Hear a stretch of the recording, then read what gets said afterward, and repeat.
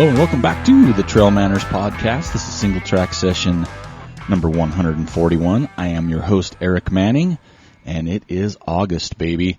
It is the 8th month, which obviously for me should be my favorite month, being 8 is my favorite number.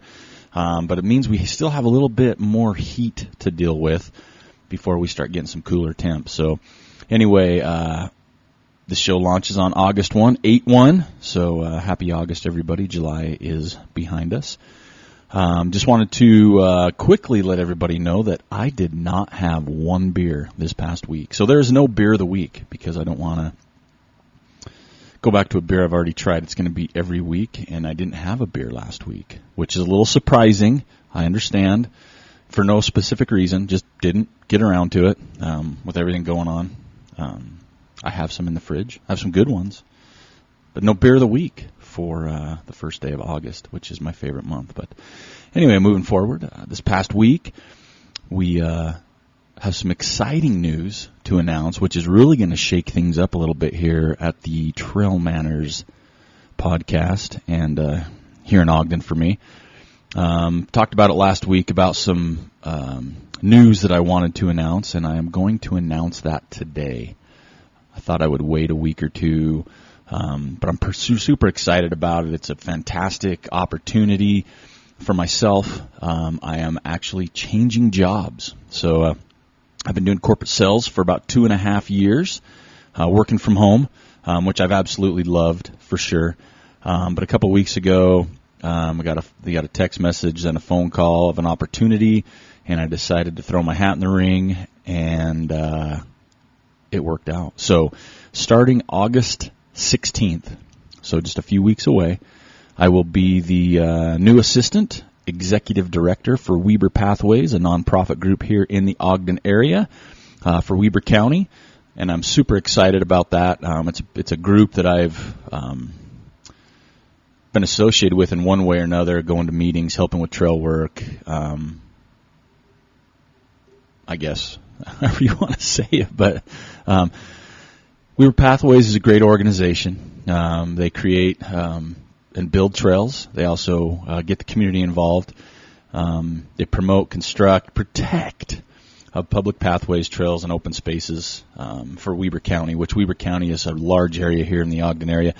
My office is going to be about 4 blocks away, so I've been looking at getting a bike, just a bike back and forth. But boy, I first need to say how excited and honored I am just to be a part of the organization. As many of you know, I was a part of the Ogden Trails Network, which is Ogden City, for quite a few years, and I stepped down from that a month or two ago, volunteer-based, but I still am involved in the trails. This call came out of nowhere, totally from left field, and like I said, it was an opportunity that I had to give a shot. I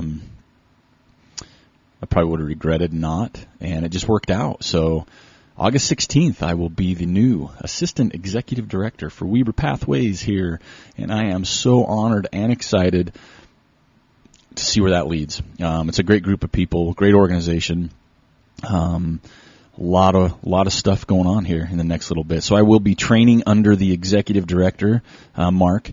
He's been with Pathways for quite some time, and he has done an amazing job, him and the whole group, for everything they've done in the area for motorized pathways to, bike paths to trails. Everything in the area that they've been a part of is special. And it's leaving a lasting impression on our community because it's just get outside, be healthy. Ogden's such a destination location, but it's also Weber County, so you've got so many cities involved. It's a large area, and I couldn't be more excited and nervous. Big shoes to fill when Mark retires in March as the executive director, so I'll just be training under him, and everything goes well, I'll be taking the executive director role over at that time. But I got to prove myself first, so I am super excited, super nervous, but it's definitely going to be quite a life change. It is an office job, so it's not working from home, setting kind of your own hours a little bit. This is more of an 8 to 5, Monday through Friday, government meetings, board meetings, all kinds of stuff. I mean, the job description was a little spooky, to be honest with you, but I'm really excited for the challenge and to see what I can do just to help an already amazing group move forward in any way possible. So I'm super excited about that.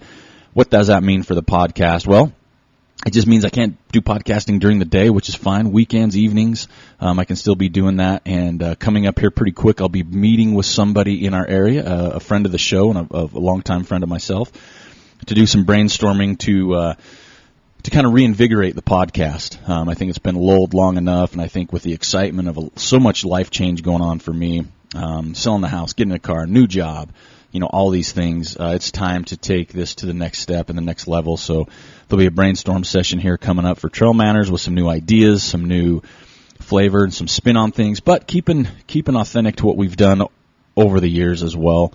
Just some new twists. So if you've got any ideas, any topics that you want to hear about, so please send them to me at manners@trailmanners.com. We will be getting back full bore, full head of steam, and I'm super excited about everything that's happening. I mean, my life is filled with so much fun right now. Got some trips coming up, but some of them have been put on hold because of starting a new job. It's not like you can just take all this time off. And like I said, I'll be training under Mark in a very short window. I know from now till March seems quite a ways away, but when you realize everything that Mark does for Weber Pathways and everything I need to get up to speed on, there isn't enough time. And Mark, like I said, has done such an amazing job and is such an amazing guy. I don't even want to say there's shoes to fill because it's never going to happen, but I just hope I can slide in and keep things running. And hopefully, whatever that means, let's take it to the next level. So just a lot of change, but like I said, that means this weekend, in just a couple days, my favorite race of all time, I will not be attending. El Vaquero Loco that's happening this weekend. I've got my 5-year buckle. I've ran it 7 or so times. I pretty much go up every year. Last year I cooked burgers. This year I will not be going up. Simple fact, I'll be closing out my existing job, trying to get everything to leave that in good hands and leave that on a positive note. Plus, my daughter's starting school.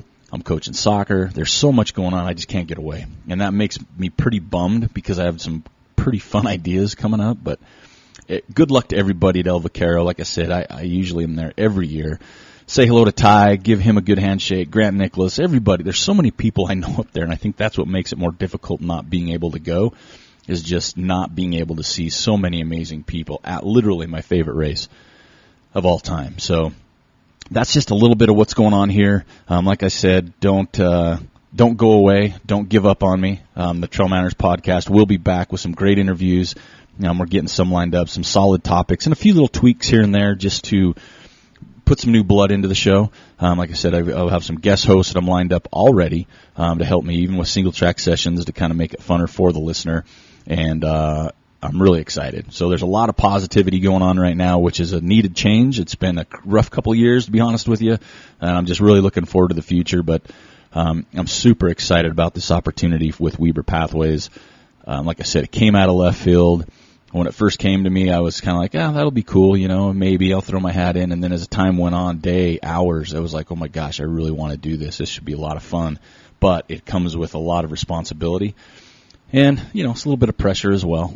Raising money, funds, because it is a nonprofit. A lot of things going on. So we'll keep touch base on that, kind of see how that thing's going. But August 16th is in between now and August 16th, I even have meetings, board meetings, city, county meetings, commissioner meetings, and a ribbon cutting that I'm going to be not a part of because I had nothing to do with the project, but be up there as a part of that. So anyway, that's just a little bit about myself, and all of you that could be listening to this as you're driving to El Vaquero, I apologize. I don't get to see you. Have fun. Enjoy it. It's such a beautiful course, and I really hope to get out to see people in the fall. I have some new plans that I'm kind of working on that I don't want to spill yet for myself, but otherwise, good luck. Have fun. And, yeah. Also, I want to throw this out there real quick. There's so many races going on all year, but right now seems like a really busy time of year from like mid-July to October. There's just so many races, and if you look around, there's races everywhere. I know many listeners we have are solid, trail runners that have been in the sport for quite some time. I know there's some new ones as well that listen for whatever reason. But I can't encourage everybody enough to volunteer at a local race. I know it takes a lot because you got, work or family or your own training or running the race. But if you have an opportunity, even cut out a little time to volunteer to race. There's so many races, and I know the race directors really could use your help. And it's such a great way, not just to give back to the trail running community, but also be a part of behind the scenes, especially if you're new to the sport or getting into it or maybe have questions or maybe, kind of dipping your toe in. Man, if you go to a race and volunteer, it'll answer a lot of questions for you, kind of the behind the scenes stuff, as well as just kind of get you amped up to see, what it's all about. And it goes for such a great reason, just helping other runners, because there's two ways of thought. You're helping the race director, obviously, but I think more importantly, I look at it as helping other runners. Race directors need volunteers. I'm a race director. I know how important volunteers are, trust me, but I think as a runner, you understand how important volunteers are. And so if you're volunteering, think of it not necessarily always as, I'm helping this race director. And I know a lot of people think about it, this race director, quote unquote, make more money. But I think giving you a peek behind the curtain lets you know what goes into race directing, but also what goes into running and volunteering. So, and I don't mean this for any specific race, but because there's so many out there in your areas, I'm sure. But if you get that up, and I know many of you do, and I tip my hat because I've seen some of you that have helped me personally at a race being a volunteer, and I know I've volunteered at races.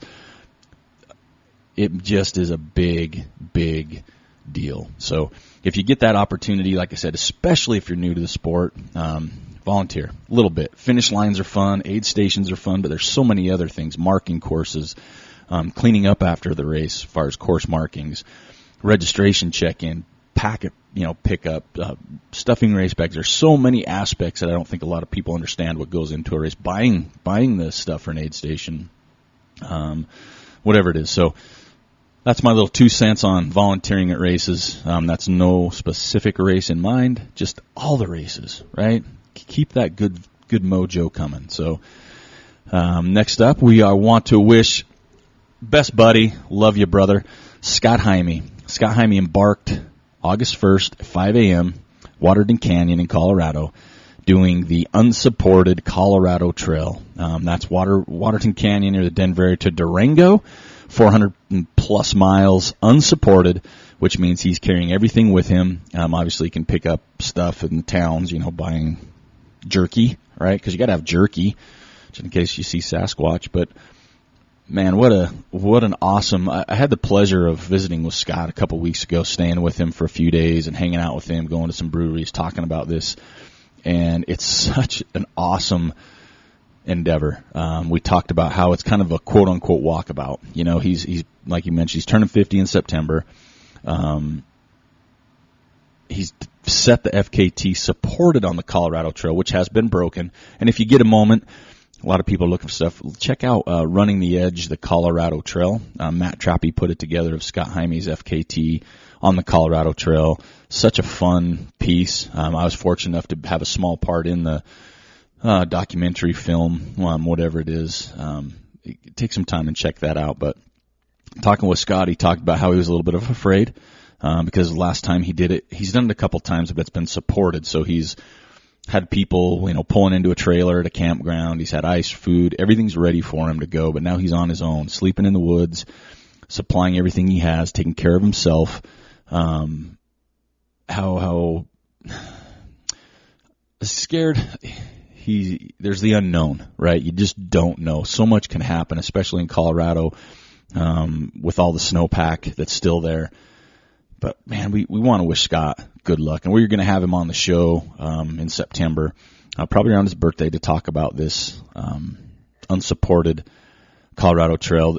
And I won't get into more detail than that right now, but we want to wish him luck. You can track him if you go, and I'll see if I can find the link and post it so you can track how he's doing.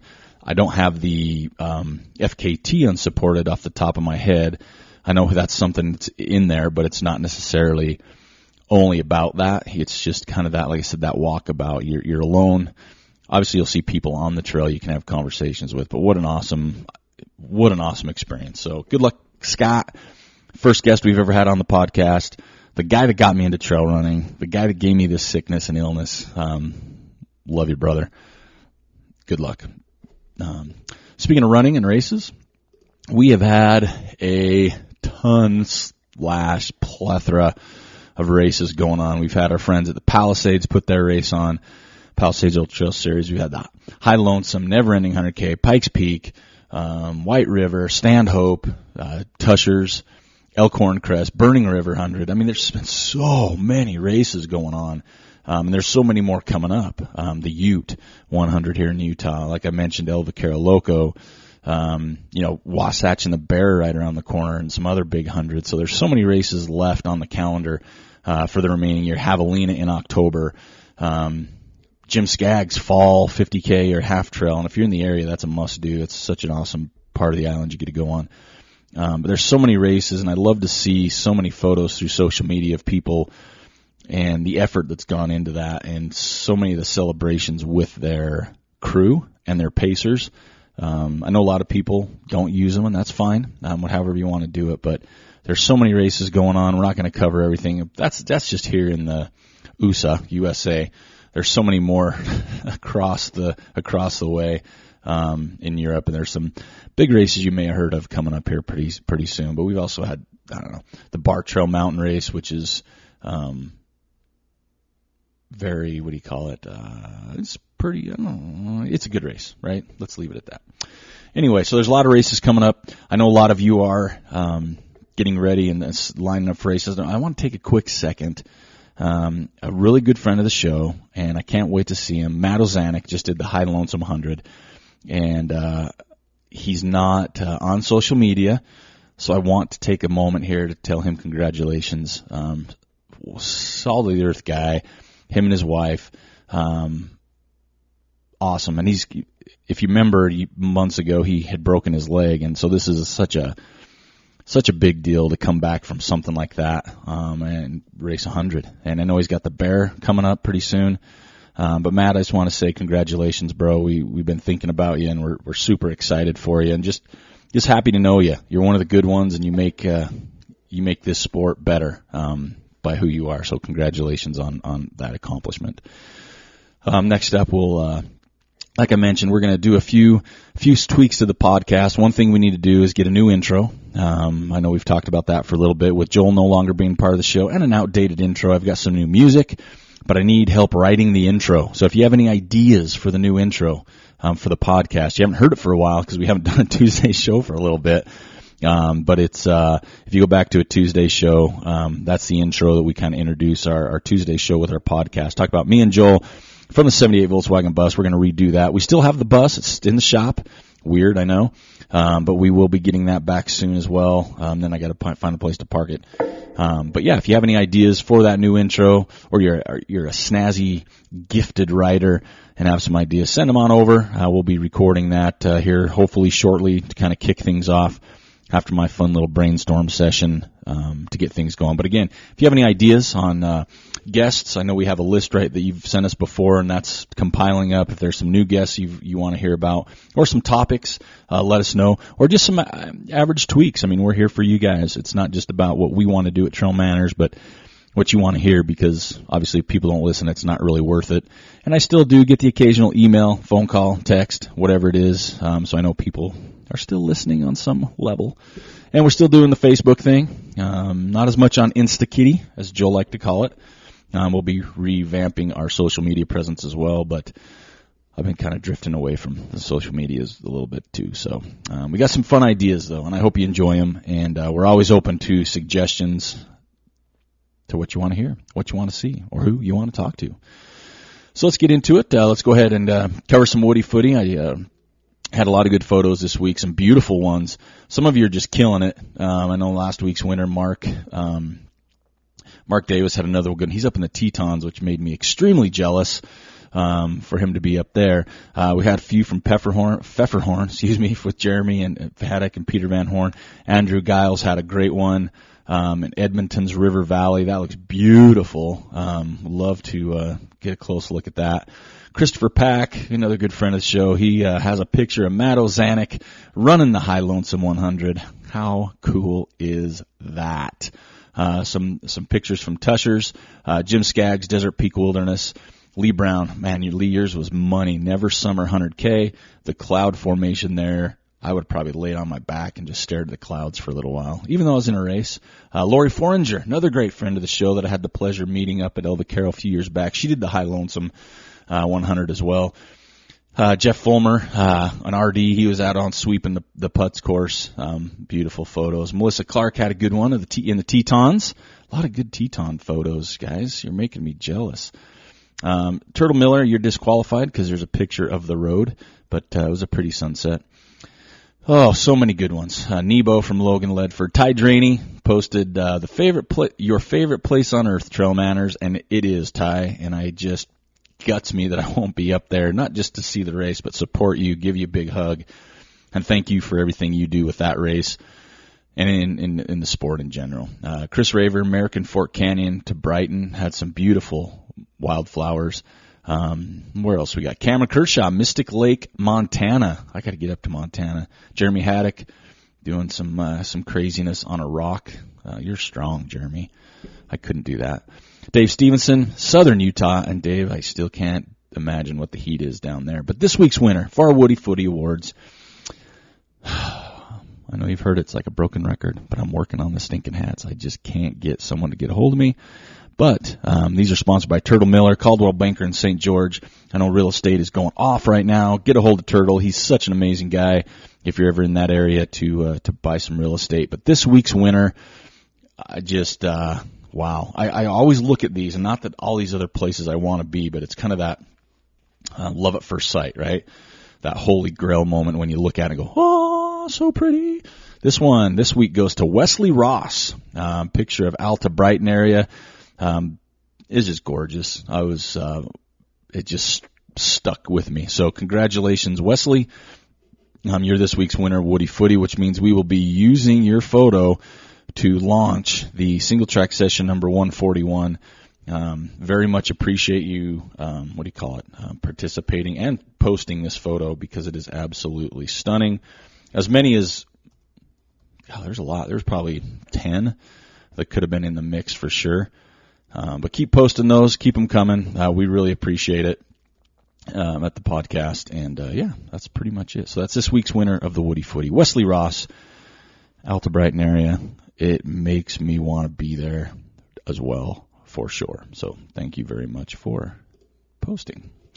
Next up, how about some Ask Trail Manners? Now, we got 3 good ones this week, so I want to thank Dave, Megan, and Mark, and we'll get through those here pretty quick. I want to thank them for sending in the Ask Trail Manners questions. I love the questions. Again, I'm not a professional. I did not stay at Holiday Inn Express last night, but I answer these based on just experience that I've had, as well as just, my opinion. So, again, these are not scripture, right? They're not like this is the only way. First one's coming from our good friend David Stevenson. Oh, David, I can feel for this, man. And this is one we've had before. And if anybody else has any ideas, boy, I would love it if you would post on Facebook for the Single Track Session 141, because I think so many people go through this, and everybody has a different thought process or different way of approaching it. But here's the question. I've lost my running mojo. I'm still getting out, but most days it's just going through the motions. How can I get my running mojo back? Glad you're back, Dave Stevenson. Well, Dave, I'm glad I'm back too. This is 2 weeks in a row. We're setting the trend. It's like working out. Once you get going, it makes it easier and you feel better. But boy, it's that in-between phase that sucks. But David, this is a great question. I can feel for you. I have not run, and this is bad because this is a Trail Manners podcast for trail running. I haven't run since August. Since today. I have not run since April 17th when I did Zion, and that's because of my Achilles. Now, there's 2 things to this. 1, I've been told not to. And 2, I'm a little nervous too again because I don't want to get injured, because I don't want a setback. I'm tired of setbacks. I just want to be able to be out there. So, but also along the way too, I've lost a little bit of that mojo because I know what it's going to take to get back. Being off, this is the longest I've gone without running in over 15 years. So what do we say mid-April, right? So May, June, July, 3 months. And I haven't had I want to be out there, but it makes me nervous. So how do you get your running mojo back? Well, here's a few things. One, this one's the one that always helps me, and that's part of the reason I brought it up at the beginning of the show, volunteer. I think every time I've gone and volunteered at a race, especially near a finish line, it brings me goosebumps, and it makes me more motivated because I see the excitement again. Why? Everybody has a different why, right? And that's out on the trail. Every race, there's a different why. So I think sometimes it's finding your why. Why do I run, right? Why do I go through the motions? Well, you go through the motions, I think, because you still enjoy it. You still like it. But you just got to find that love for it again. So sometimes things is taking a little bit of time off, to kind of let the body recharge, but also have that want again, right? Something you haven't had. I think volunteering is a big one. I think seeing other people succeed or seeing other people go through those struggles that you've gone through can motivate you. Sometimes it's as simple as watching a motivational movie. Everybody has them, right? Everybody has something that when they watch it, they can get goosebumps or they feel like getting up right away and going to work out or run or whatever. It could be as simple as that. Those are some basic ones I know that I've used in the past, but volunteering at a race for me is always, it's probably been my number one, right? Because I leave a race, I leave an event, and I just feel so charged, right? It's like it recharges my system to see that. But sometimes just a little time off is good too. I don't think as much as you run, I don't think you're going to lose fitness. It might be if you take a week or maybe two off, that first run might not be as fun, but it could be the opposite. Or it's something where you don't take a watch, you don't take headphones, you don't set out for a certain mileage. You just run to how you feel, right? So you're kind of exploring again. You're not a slave to the watch. You don't have something in your ear. You're kind of in tune with nature. Or maybe it's reverse. Maybe you usually don't run with music and something you might throw an earbud in to give you a different thought or perspective on that as well. So I think there's a lot of different ways to try and get it back, but I think everybody's different on what that is, and it's finding what that is for you. So those are just ideas I've used. So please, listeners, if you have any for David and for anybody else, because I think a lot of people go through this, especially as much as we run, and especially it's year-round. I think everybody goes through this. So if you have something that works for you, or even ideas, please post them on Facebook under Single Track Session 141 that came out on August 1st, Thursday, 2019, because I think it's good for everybody to have that piece. Sometimes, David, it's going somewhere different, somewhere you haven't been, because sometimes we train on the same trails because of convenience, because we know certain things. So exploring, I think, is a big one. Exploring a little bit more. Maybe it's not running. Maybe it's just going out for a walk, I know sometimes I'll go on a hike and I find myself going, I should be running. I feel like I'm going so slow. And sometimes that'll kick that gear, right?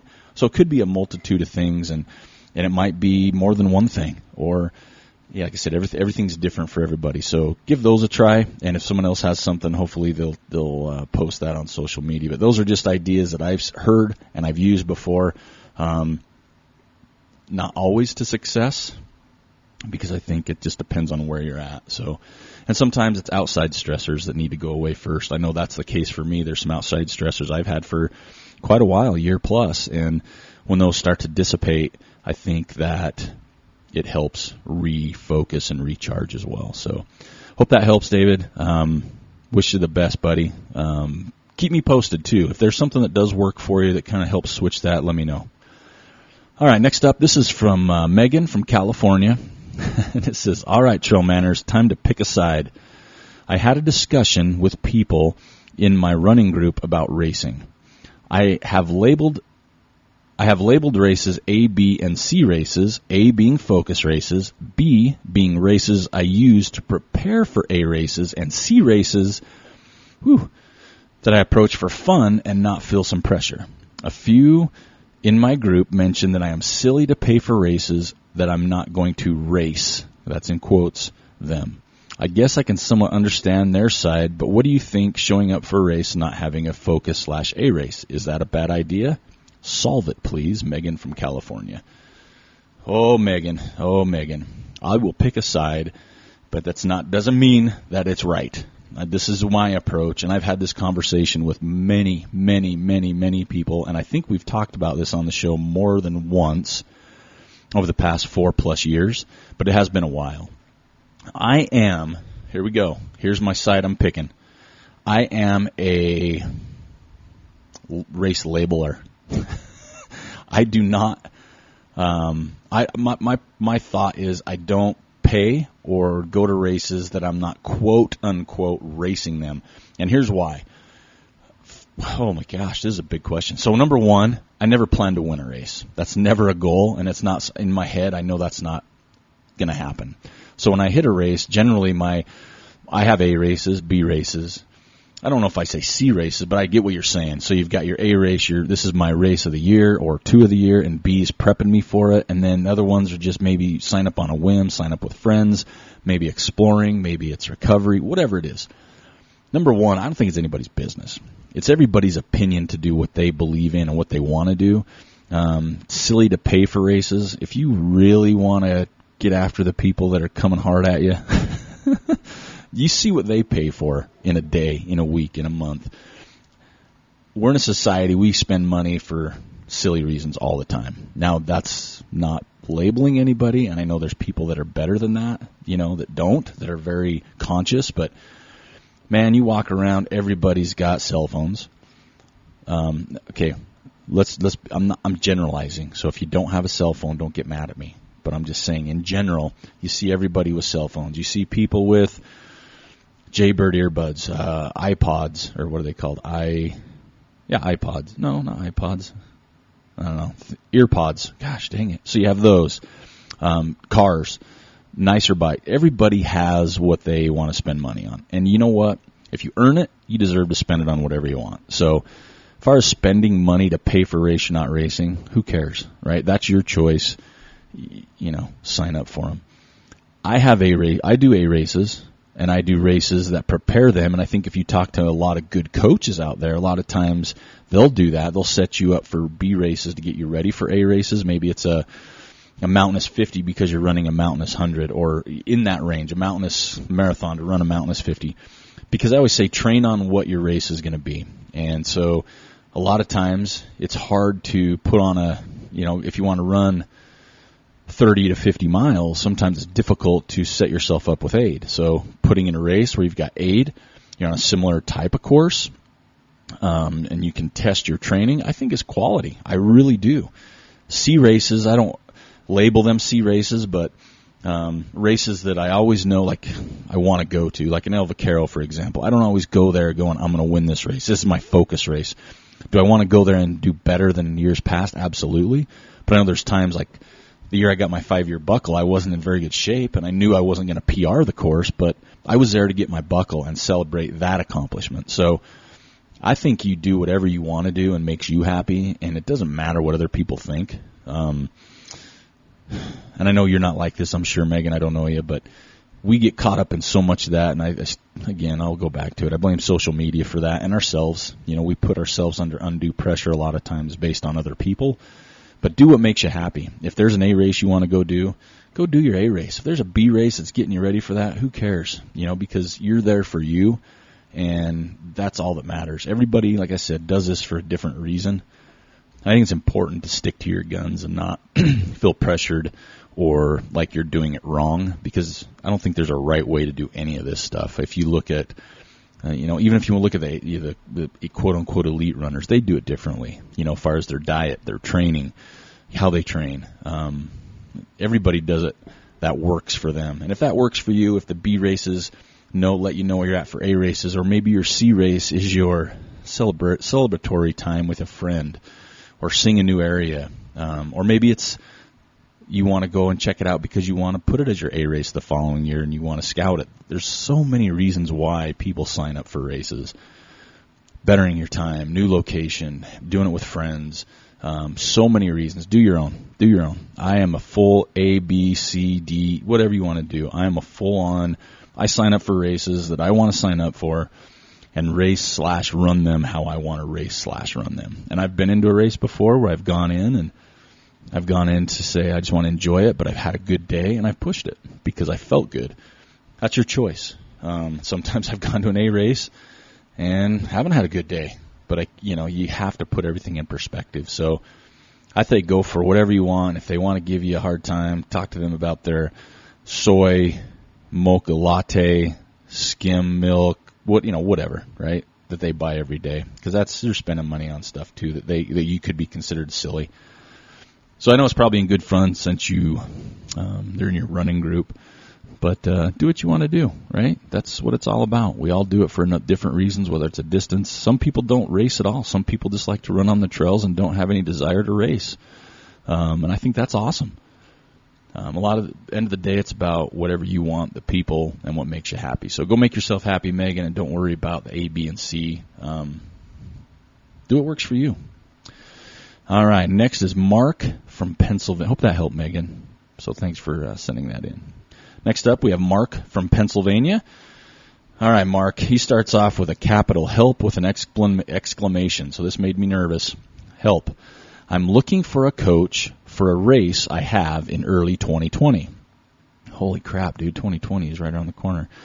That was me. Here's what he says. I want to see what I can do with a little structure. I have looked around online, and it is amazing how many coaches are out there. I have seen a few and even talked to a couple that have no real background that I would consider they would make a good coach, more of a cash grab. They have run a few races, and now they think they are, quote-unquote, worthy of being a coach. Some really talk about what they have done as runners, which is great, but that doesn't necessarily translate into coaching. What is your honest opinion in looking and selecting a coach? Thanks, Mark from Pennsylvania. Mark, this is a money question. In the past, me and Joel have had so many off-mic conversations about this, because you cannot throw a water bottle and not hit a coach anymore. Before, years ago, there wasn't a whole lot, and I'm not saying it's a good or bad thing, okay? But I agree with you 100%. There are so many people out there that think they're a coach because in their area, whatever, they have done well at a race. And now they know because it worked for them. And I know there's people out there, and I hate to say it, but I know some that it's more of a label. I'm a coach, and could be, like you mentioned, a cash grab. But you are absolutely 1,000,000% right. And I've talked to some very knowledgeable people on this, even in anything, right? He said what they do as a runner doesn't make them a good coach. 100%. Any sport, basketball, football, soccer, base, any sport you want to do. Just because you have done it does not mean you can coach it. Because sometimes you cannot communicate it. Sometimes you cannot stop thinking about what worked for you. I think running is such a different sport than some of those like team sports, because there's fundamentals, right? Basketball, soccer, there's fundamentals to whatever you're doing. And I'm a soccer coach, so it's easy to translate. Hey, there's trap, there's passing, there's dribbling, there's fitness. There's so many basics, right, that you have to have on some level before you can move on. In running, it's a little different. So what's my opinion on selecting a coach? Number one, I would interview him, right? And not necessarily what they've done. I think that's easy to find on the internet, and I'll name some coaches and this is just an example. There's Ty Draney, okay? Ty is the stud, and he's a great coach, and I know people that he's coached, but he would be a great one in my opinion because we've had him on the show. He basically says, I won't take anybody because you got to make sure that their goals line up. You got to make sure it's realistic, and you have a connection with them. It's not about just making money or getting a program. You have to make that connection. Ty has coached. I've seen his success as a coach, not just at the high school level, but like I said, I've had friends that Ty has coached. I've seen them. Joel, for example, that was on the show for Trail Manners. Ty coached him, and I saw Joel get better immediately. Like, I trained with Joel pretty much ever since I started running. And when he was being coached by Ty, I seen a huge improvement. Debbie Farka is another one I've seen huge improvements on. So I think sometimes it's asking, okay, who have you coached, right? And maybe you can call that person or reach out via social media and see what it's like, because sometimes it's how successful, and I'm not saying winning races. Some people have different goals, right? Hey, I want to run this 100 under 24 hours. It's not necessarily winning, but reaching your goal. So I think you need to interview them as a coach, get kind of their perspective, what their expectations are, let them know what your goals are, make sure they understand, because sometimes a good coach sometimes won't take you because, like, you know what, I don't know if that's something that we can do.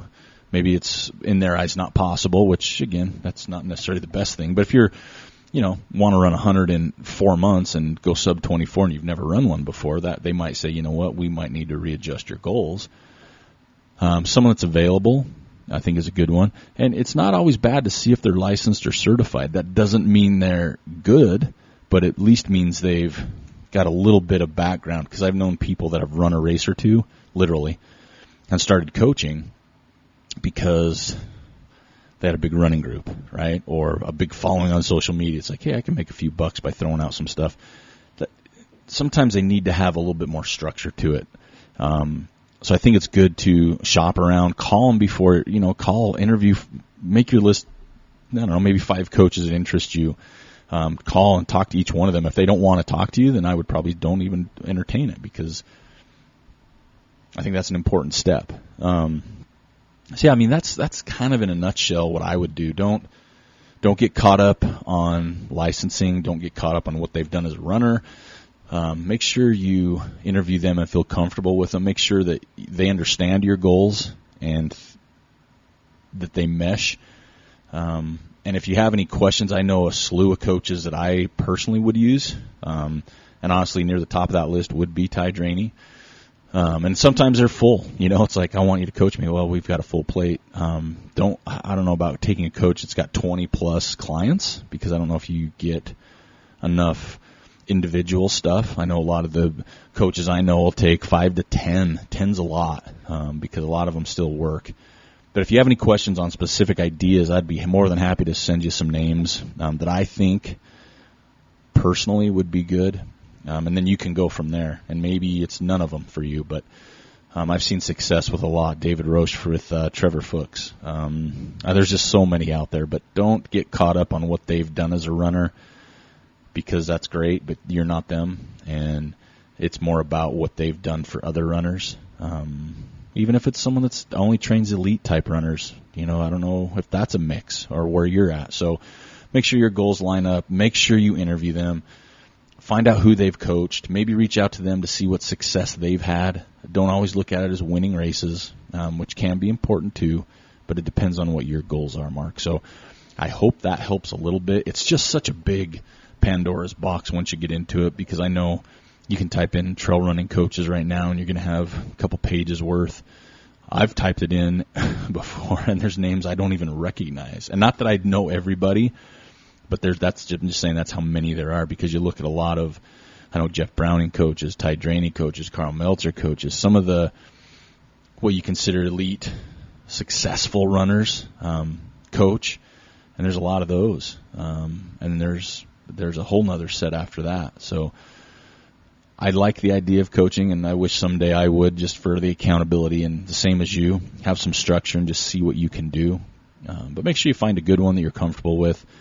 And see what goes. I don't know pricing, if that's a concern for you, because I know pricing could be a concern for me.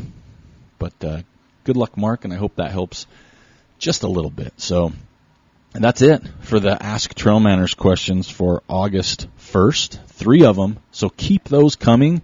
Any questions you have, keep them coming. Any ideas you have, keep them coming. Manners@trailmanners.com. Please stick around. Be patient with me. It's been a big year with Joe leaving the show, some tweaks here and there, starting a new job now. I promise, we will be back. I know I've said that before, and I apologize. We will be back, and it's going to be a lot of fun. Of course, that's how we do things here, but I'm always open to everybody out there, because you make it possible. I appreciate all of you listeners out there, especially those that have been with us from day one, which has been so many years ago, 4 years ago almost. Let's see, October. I think November will be 4 years. 2015. Yeah, 4 years in November was when our first show launched. So, wow, time really does fly, and changes take place. So, thank you so much for listening to the Trail Manners Podcast, single track session number 141. I'm your host, Eric Manning. Thank you so much. Have a great week.